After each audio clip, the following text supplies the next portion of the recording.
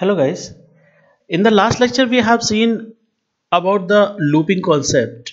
Here we are using the NetBeans IDE to run the program and write the program. This is the integrated development framework inside which we can write down our program, and inside which if you want to create a Java file, then inside that right click on that, go to the new option, and after that Java class, here you have to give the Java class name. A new file will create like this, okay, like this classes.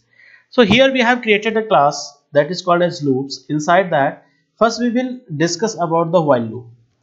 Then here we will discuss about the while loop. Here while loop, this is the comment line. First, what is the syntax of while loop? First we have to write the initialization. So we have initialized a variable I is equal to 1. The value can be anything. It is up to you what you are going to take. Value can be anything, int, and here again the while syntax. While syntax is that inside which we have to write down the condition. So suppose I want to print hello 5 times. So one method is that system.out.println, system.out.println, we have to write 5 times, and inside that we have to put the hello. One thing is that we have to make it with the looping.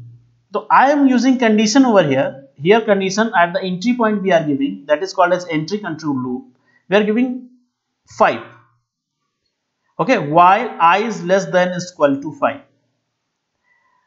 Why it is giving error? You can see here illegal start, because everything what we are going to write, it should be under public static void main.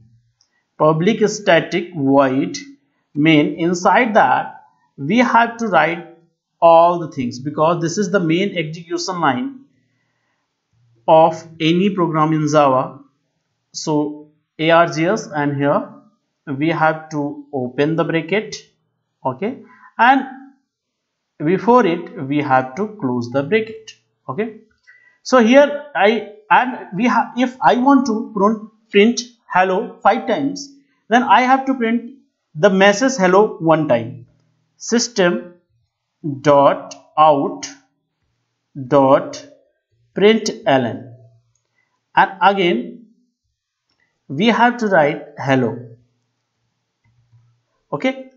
So after that, first one is what called initialization, then condition checking done, then my syntax done, and after that we have to write the increment and decrement operator. So I am making it I is equal to I plus 1, means we are making the increment in the existing value of I. You can write it like I is equal to I plus 1, that is the increment operator, or you can write I plus plus. It is also, both are same. So if you see, the first I will be 1, the I will be 1, and here it will give and check that whether this condition satisfied or not. So 1 is less than is equal to 5, because I value is 1. 1 is less than is equal to 5, condition true, it will go inside, it will print hello, and again I value will increase by 1. So already I value is 1 over here, it will increase, and after increment it will become 2. Again the loop will go over here and check that 2 is less than is equal to 5. Then condition is true, it will come inside and it will become 3. Again it will move back and 3 is less than is equal to 5 in the condition.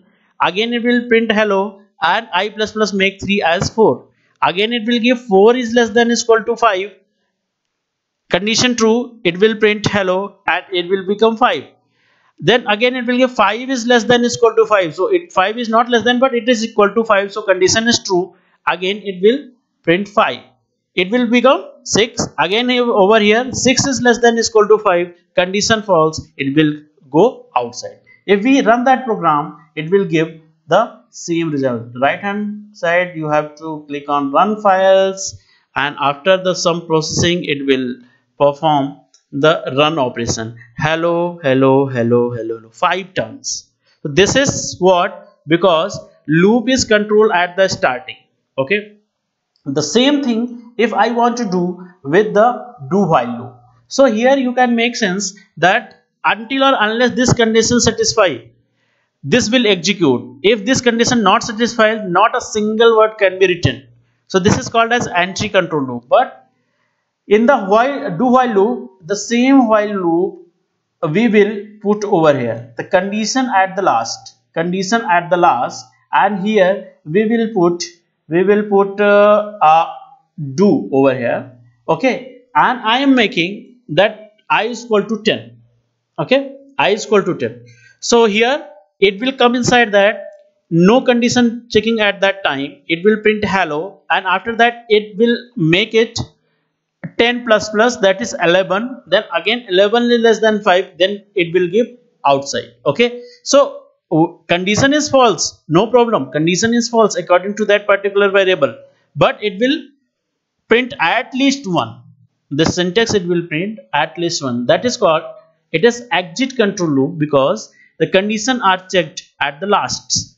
Okay, so here if you run that particular program, first time it will print the result, that is hello, and after that condition false, it will go off.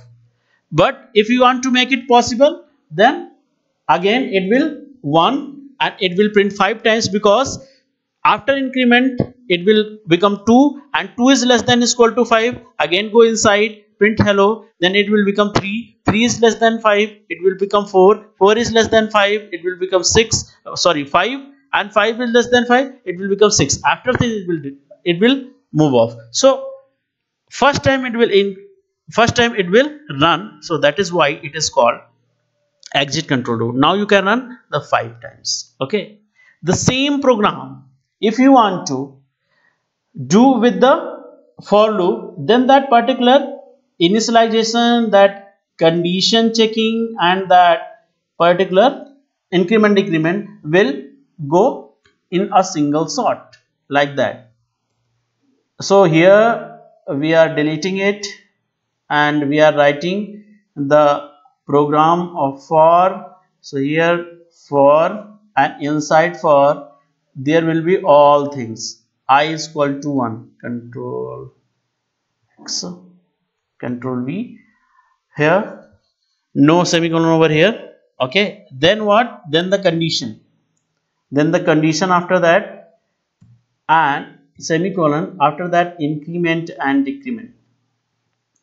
Okay, increment and decrement over there, and it will give the same result. So first of all it will initialize, after that it will check the condition, and after that it will go over here, print that, and after the next step it will I plus plus, again it will be condition. So in this circle it will circulate and it will give the result 5 time printing of hello statement. You can run. Now it is 5 times hello. So this is the 3 types of loops by which we can make our arrangement or make the repetition again and again. Another one is that for each loop. For each loop means if we have any type of array or collection, if I want to print all the values of that array and collection in one shot, then it will print with the use of for each. What is the syntax for this? First of all, we have to define an array. I am defining at one dimensional array, that is this one, ARR. This is my array, and inside ARR we are putting our values. 1 2 3 4 5, 1 2 3 4 5 6. Suppose we are putting 6 values over here, and we want to print all the 6 values. So if we want to print all the 6 values with the normal for loop, then what happens? I have to run that loop. I is equal to 0, I is less than is equal to 5, I plus plus. But if we want to run it with the use of for each loop, no need of this. Okay, no need of this. We want to print the value of ARR array. So here you have to write ARR first, ARR, the actual array name over here, and the actual array name you have to assign into a variable, then colon, and before it you have to print a x. X is the variable. So which type of value ARR is containing? Integer type of value it is containing. So you have to make that particular x as integer type. So whatever value ARR is containing, it will copy it to x. If you print x, it will print directly the value. This is for each loop. You can see it. This is for each loop. Run files 1 2 3 4 5 6. It will print all things starting from this 1 2 3 4 5 6. So this is for the traversing only. This is for the traversing only. Okay. So this is all about your looping concept. Hope you can understand the things and you will also try it. Okay. And here no, I have described all the looping types, so no need to write down this thing. Okay. So this is what, this is the looping concept, that is iteration. You will learn this and do this. Thank you.